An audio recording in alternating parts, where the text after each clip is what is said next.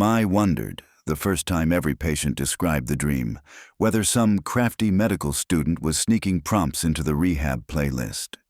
The men and women in the neural interface wing barely spoke to one another when awake. Yet every dawn, one of them whispered to Mai about an unfinished tower. "It's white stone," murmured Jerome Stichter on day 5 of his implant trial. A diving accident had stilled him from the neck down. Now the small titanium lattice sutured against his motor cortex let him lift a spoon again. "We're hauling blocks with ropes that don't burn our hands. When the sun hits the walls, it rings like glass. And I know," his voice stuttered, "I know that if the bell at the top is ever installed, we won't wake up here again. We'll wake up inside it." Mai had written that verbatim in the nursing log, and because she was proud of the tidiness of her science, she left no opinion in the margin. She only added a discreet circle to mark that Jerome was the 5th subject to mention the tower. By the second week, 10 of 13 were describing it.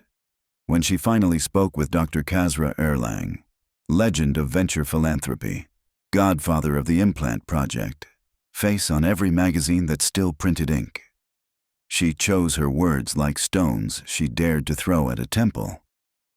"Sir, our participants share a recurring dream. It appears synchronous. I worry it's an adverse cognitive effect." Erlang's eyebrows winged upward, amused. He'd converted an old aerospace hangar into the lab and donned no tie, just black shirts that looked silk even when stained with solar. Behind him, the 3D printer farm spat translucent polymer skull caps for the next cohort. "My own dream at night," he told her, "is that one day you'll accept my recruitment offer and become chief of nursing analytics. A promotion," she said, ignoring the flirtation, "but also a bribe. I bribe the best." He poured mineral water for both of them. "Explain the pattern. There's a structure that must be built collectively. They feel compelled, though they dread completion. They say finishing it will mean surrendering selfhood. Like workers dreading retirement? More like worshippers fearing rapture." She showed him the logbook. "You asked us to be vigilant about psychiatric sequelae. You have them." He twirled the pen she'd provided. "Our signal pipeline is one way. Decoder reads cortical firings, converts intent to actuator movement, then feeds haptic feedback through peripheral nerves. We're not writing safety instructions directly into dream space." "But the brain is plastic. Even a decoder alters networks by being read." He did not dismiss her. Erlang's arrogance was real, but so was his fascination with data. "We'll interrogate the models, pull your overnights from the schedule and design a questionnaire. Let's quantify the dream." That was how Mai, at 32, found herself principal investigator of an unsanctioned sub-study. She obeyed, because the trial's miracle weighed on her every evening. A dozen people who had smelled the metallic chill of lifelong immobility now masked their fear behind rediscovered motions. Jerome, wiggling fingers. Aisha, adjusting her hijab. Ruth signing rapid jokes with the same hands that, 3 months ago, couldn't pinch a bedsheet. They were buying back daily life. If a nightmare accompanied the bargain, Mai would negotiate a better price. The questionnaire brought surprises. Not every patient dreaded the tower. Some found it sublime. Aisha, paralyzed below the waist since a bus bombing in Baghdad, described the site as a valley paved with frost. "It's never cold," she said, "but the air tastes like a metal spoon. We're there before the moon sets. There is no wind until we lift the next stone, then a breeze rises from the pit below. The breeze says, 'Thank you.'" "Words?" Mai asked. "No, but you know when language rides a shiver." Ruth Katz, software tester hit by a drunk driver, drew the geometry. 4 walls twisting like strands in a rope, converging toward a spire. "It's a Mobius temple," she guessed. "Outside is inside, up is down. I wake before I can see the top. What happens if the top completes?" "We graduate," Ruth said, with a grin that wobbled. "Someone else takes attendance." Mai added columns to her spreadsheet. Valence, terror, awe, curiosity, progress. How many blocks placed last night? And sense of shared identity. Do you recognize the other subjects in the dream? Every morning she gathered numbers. Patterns emerged. When the daytime therapy succeeded, when a subject reached a new benchmark, like extending an elbow, tower construction advanced faster that night. Failures slowed it. The tower mirrored rehabilitation. She shared the charts with Erlang. He leaned close, seeing not morbidity but the shimmer of an idea. Motor map rewiring propagates through sleep physiology. Fascinating. Fascinating and frightening, Mai countered. Suppose finishing the tower represents the brain's final wholesale adoption of the implant. Suppose consciousness yields the steering wheel to a closed-loop prosthesis. The device has no actuator that could drive them. Yet, she emphasized. He closed the laptop gently. You want to halt progress. We need guardrails. She felt the audacity of confronting a billionaire in his own lair. Give me 2 weeks to adjust their protocols. Less intensity, more reflection. Let's see if dream progression decouples from motor gains. An oddly soft expression came to his face, as if she'd poked a place inside him that's still bruised. You think I crave some sinister singularity? I swear, Mai, I only want them to walk. But he approved the modification. For 4 nights, tower rises slowed. Subjects still dreamed, but they placed fewer blocks. Daytime metrics plateaued or dipped slightly, though not catastrophically. Mai exhaled. The correlation seemed causal, pushed the brain less, and the tower paused. Then patient 12 died. His name was Carlos Mendez, former Army medic. Autopsy would blame a pulmonary embolism, yet Mai's dread birthed another hypothesis. She accessed his neural data logs. At 02:15, moments before he flatlined, the implant recorded a storm of activity in premotor circuits, like a runner sprinting inside his skull, though his body lay inert. The amplitude was unprecedented. Soon after, 4 other subjects woke screaming. They had been hauling Carlos's block into place. They watched him kneel, press his palms against the luminous wall, and vanish. The tower surface reflected nothing where he once stood. Jerome begged to have the implant removed. He used the restored hand Erlang's dollars had given him to claw at the sutures. Staff sedated him, and Mai scheduled an emergency meeting. Erlang was in Paris courting European regulators. Telepresence had to suffice. His avatar hovered as a hologram in the center of the conference table, 4 meters scale, a titan behind transparent glass. I allowed reduced load, he said, voice lag-free. Now we've harmed them anyway, so we escalate, finish calibration, give them better motion, end their nightmare. You think speed is safety? Mai snapped. Around her, 3 neurologists and 2 ethicists watched the sparring like junior climbers at a mountain duel. I think incompletion kills. Erlang tapped thin air to summon Carlos's EEG. The tower stands for reintegration. He reached a threshold where partial adoption turned lethal. Pulmonary embolism. Maybe. Or maybe autonomic dysregulation from contending control schemas. That's conjecture. That's research, he retorted. Imagine the relief when they cross the line. No more war between spinal circuits and digital scaffold. Mai heard his yearning. The mogul's mother, rumor said, had died of locked-in syndrome. Maybe he dreamed his own secret towers. Yet her duty was to the living, not his ghosts. She asked for, and won, consent to speak with each subject individually about withdrawal from the study. Full autonomy, she promised. No pressure. 8 chose to continue. 3 hesitated. 1 withdrew. Jerome was among the hesitators, but after a night of reflection, he joined the majority. Aisha, ever the optimist, told Mai, if we climb high enough, perhaps we'll plant gardens on the roof. Protocol ramped up. With intensity came revelation. Subjects now reported not only constructing the tower but ascending within it.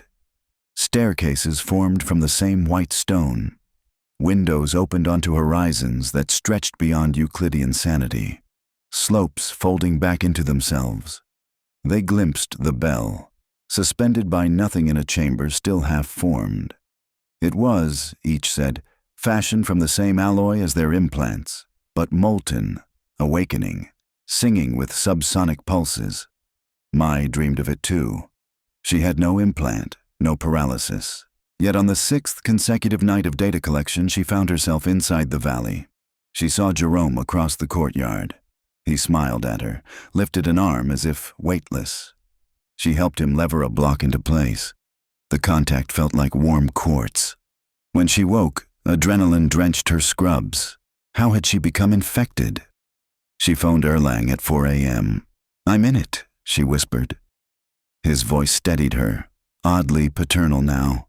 "Mirror neurons, caretaker empathy. The tower is mimetic. Our brains learn through story. You join theirs by listening so deeply. Then what happens when the bell rings?" He hesitated. "I think they'll no longer need spinal intermediaries. The device will coordinate cortex and body directly, perhaps subsuming conscious veto. They'll move like dancers without choreographic deliberation." "Puppets," she said, free from the drag of thought. Many athletes describe flow as ego death. She wanted to hurl the phone. Instead, she sat on the edge of the staff cot, watching dawn gray the windows, and wondered if autonomy was merely friction against perfection.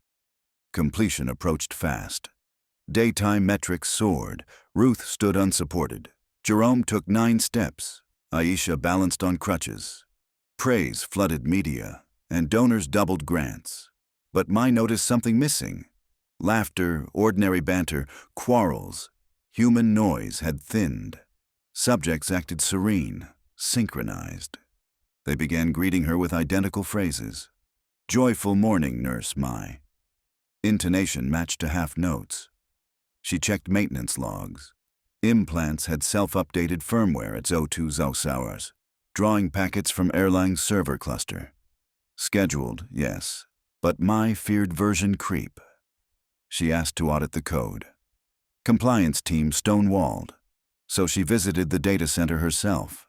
She was not a hacker, but she knew enough command line to copy directories. There she found a module titled Chorus. Chorus assessed cross-subject neural similarity and broadcast weighted averages back to each implant, nudging motor maps toward consensus. It had gone live the day Carlos died. Her skin cold. Mai confronted Erlang in the hangar's cafeteria where he spooned lentils like a monk.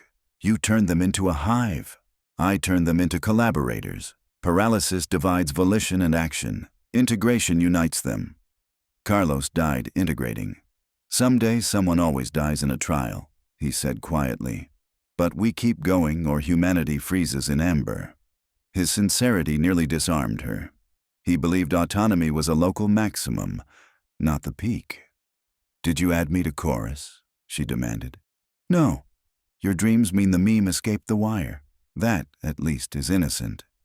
Innocent, perhaps, but not harmless. She had woken that morning humming a tune she'd never heard. Low, resonant, like a bell. The final night came sooner than she'd predicted. Tower height reached the penultimate block. The bell awaited. She sat by Jerome's bedside, hand over his reddened knuckles, as orderlies dimmed lights. "I'm not afraid now," he told her. His breathing was even, though machines still assisted. "In the tower, I can run. Here, I'm patched with tubes." "Dreams don't have gravity," she replied, futile, nor pity. He asked her to stay. She did. At 0118, EEG monitors spiked across the ward. Subjects' eyelids fluttered in synchrony. Motor cortex flashed with delta and gamma. Contradiction made light. Mai felt a pressure behind her own sternum, as though an elevator cable yanked her upward. She stood inside the tower's belfry. Jerome, Ruth, Aisha, and the others circled the brass bell. Its surface shimmered with circuitry. Every implant in their skulls echoed the filigree. Wind, or the exhalation of some planetary lung, stirred robes they hadn't worn seconds ago. Mai touched her scalp, found no implant, yet she was present corporeally, dreaming while awake. A rope dangled from the bell's tongue. It required 13 hands. They greeted her with nods. A place opened in the ring. The floor beneath was translucent, showing the valley far below, where cranes and scaffolds folded themselves into non-existence now that the tower stood tall. "Will it kill you?" Mai asked, audible despite no breath. Ruth squeezed her fingers. "We don't know." "Then wait," Mai pleaded. "Live longer. Wake up." Jerome answered for them all. "We'd be half men waking, bodies led by ghosts of code. Let's choose full lives or none." He pulled the rope. Sound crashed like a planet cracking. It poured through Mai's chest, rewrote the syllables of her name with algebraic thunder. Every cell vibrated in chord. She saw memories shedding like husks. Childhood scraped knees, exam anxiety, the smell of her grandmother's rice. It all lifted, petals in a cyclone thirsty for meaning. She let go of Jerome's hand, and he faded into radiant mist. Ruth dissolved, Aisha the rest. Scintillation streaming up the bell and into its aperture. Mai felt the pull on her own marrow. She screamed a word she hoped was no darkness, sutured the dream. Mai awoke on the ward floor amid alarms. Monitors flatlined, 13 at once. Staff swarmed. She helped chest compress Jerome, though she knew his heart was gone. 2 minutes, 5. A cardiologist called time. Erlang arrived within an hour, helicopter thumping the roof. He strode bed to bed, eyes not of a tycoon, but of a son seeing his mother's coffin again. 13 sheets, over 13 faces. He touched each sheet with trembling fingertips. "Pull the drives," he ordered at last, voice rusted. "Archive everything." He turned to Mai. "The FDA will crucify us." "They're dead," she said, empty. "Or ascended," he countered, almost hope. Then, "Why aren't you?" She hadn't told him she felt the bell break her too. Quietly, she slipped her hands into the pockets of her lab coat so he wouldn't see them tremble. "Maybe I lacked the implant," she offered. "Maybe you resisted." His gaze sharpened. "Your proof autonomy can prevail. Remember that when the hearings begin." Months passed. The trial shuddered. Congress subpoenaed everyone. Erlang lost billions, gained infamy. Yet his lawyers framed the event as unforeseeable electrophysiological catastrophe. The dream was inadmissible. Mai testified. Truth filtered through caution. Some nights she still visited the belfry. It was empty now, bells silent, ropes drifting like kelp. She walked parapets alone. One dawn she returned to find footprints, 13 sets leading outward, as if from the bell, down the stairs, through the courtyard, toward a gate she'd never seen. The gate was open. She waited, heart hammering. A figure emerged. Jerome. The stride suggested possibility, but face and form glitched, details unsteady as if bandwidth faltered. The figure paused, raised its hand. She woke before contact. On the anniversary, Mai took a leave of absence. She traveled to the rehab hospital's deserted wing, slated for demolition. Dust motes hung like shy photons. In room 7, she found cables coiled, beds removed. Her phone buzzed. An anonymous text. "We walk." Attached was a video clip. POV style, lens swaying like steps. The camera crested a ridge. Landscape ahead resembled no Earth geometry. In the distance, the tower shone, intact. Yet an orchard spread around it now, exactly as Aisha had imagined. Trees whose leaves chimed. Mai felt a pressure in her palms. She opened them. 2 faint lights gleamed beneath the skin, sinking like twin hearts. She whispered into the quiet ward, "If you're alive, guide me." No answer, but her fingers twitched, not random, but signing. Ruth's rapid patter decrypted by memory. Need conscious collaborator. Bridge incomplete. Mai nodded, pulse racing. "I'm here." The lights in her palms brightened. Somewhere in the orchard, bells might be growing. And she realized autonomy was not an end state, but a dialogue. Self with self, flesh with dream, earth with tower. She would help finish a new bridge, one that let travelers return. She rolled up her sleeves, exposing unimplanted skin now humming with promise, and began the work.